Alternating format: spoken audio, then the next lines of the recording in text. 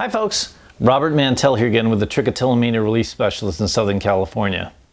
I want to talk about something today that I think is an issue for almost anyone who's ever suffered with trichotillomania, and particularly if you've suffered with it for a long period of time and you've tried any number of things to try to get better and nothing has worked.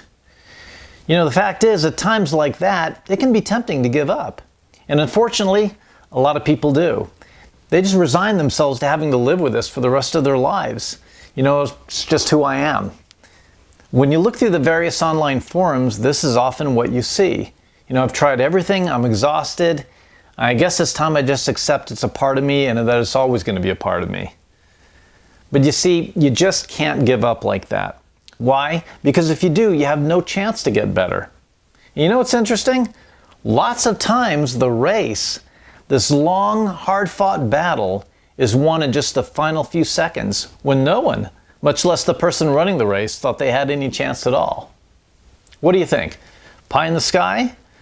Well, in just a few moments, I'm going to share with you a shining example of someone who did just that, who against all odds snatched victory from the jaws of what to everyone else looked like certain defeat.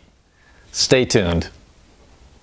So what do you do when you find yourself down on the track and the race goes on without you? We all trip and fall, but it turns out that's not actually what matters. That's not what's most important. What counts is what we do with that. Back in 2008, a young woman named Heather Dornidan was a runner for the University of Minnesota. She was a celebrated runner even then, as she is now, but the defining moment of her career was the time she took first place in the 600-meter dash after having fallen flat on her face right in the middle of the race. That's right. So there she was, leading the pack with about 200 meters to go when she tripped hard and fell just flat onto the track. But instead of throwing in the towel, Heather jumped right back up again and began sprinting around the track for all she was worth. Bear in mind, there was only a single lap left in the race at that point, so she had a lot of ground to try to make up against similarly highly trained athletes who by now had what looked like an insurmountable lead. And guess what? After having fallen so far behind the pack, the prospect of winning the race should have been ridiculous at that point. But to the rapt amazement of the announcers and the spectators gathered there, she passed one runner, and then another runner, and then another, and then finally her own teammate to pull out one of the most storied victories in the history of track and field. So now, how often do we use our own setbacks as an excuse for giving up? And we walk off the field before the whistle blows, usually because it's easier on our bruised egos and depleted resources than just getting up and getting back into the race. But you see, Heather's comeback is a powerful example of why we, as folks troubled with trichotillomania, just can't afford to quit before the end. Sometimes the game is won in just the final seconds, or even less, as in Heather's case. You know, Heather won by just 0.04 of a second. If there had been any ounce of giving up for Heather, that would have been enough to rob her of that victory and a career-defining moment. So I want to offer you 3 really great reasons to never give up before the whistle blows. The first great reason, staying in the game builds character. That's right. You see, very often, right when we're most severely tempted to give up, that's when our very character is at stake. You know, character isn't a fixed thing. As Oscar Wilde said, it's made and unmade by our decisions. When we push through difficulty and see things through to the end, particularly if we make a habit of doing that, that's when we grow. We develop our character in a positive way. When the urge to walk off the field comes, and it will, I assure you, well, that's when you need to ask yourself what kind of person you really want to be. The second reason to never give up before the whistle blows is staying in the game tests our true abilities. How many of us have found ourselves with our backs against the wall only to discover there was something deep down inside us we didn't even know we had?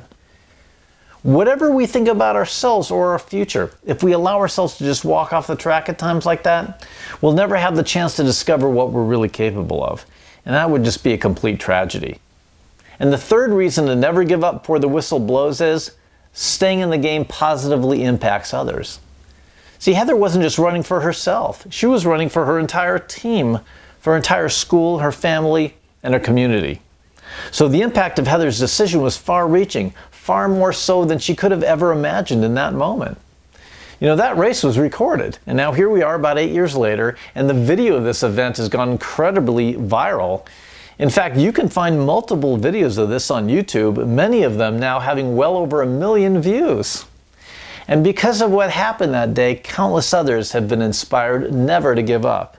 Remember, see, there's always something at stake with every decision to give up or to stay in the game. Sometimes it's something that goes well beyond ourselves. Quitting not only robs us of an important part of character development and our understanding and appreciation for ourselves, it also has the potential for an immeasurable impact on those around us. So now, what about you? What are you going to do with the challenges before you? Most notably, the challenge you've been struggling with, maybe for many years now. Have you given up? Had you given up before watching this video? Well, I hope you found this video and this message inspiring, an inspiring look at what's possible when you create the right kind of mindset for yourself. If you link to this video through our Facebook community page, do feel free to like it and share it. If you're watching this video at our YouTube channel or at our sister blog site, feel free to leave your comments and questions there. In fact, if you have questions about trichotillomania or hair pulling, and you're just not quite sure where to go for answers, ask us. Feel free to visit our questions and answers webpage at trick-free.com/qa.html.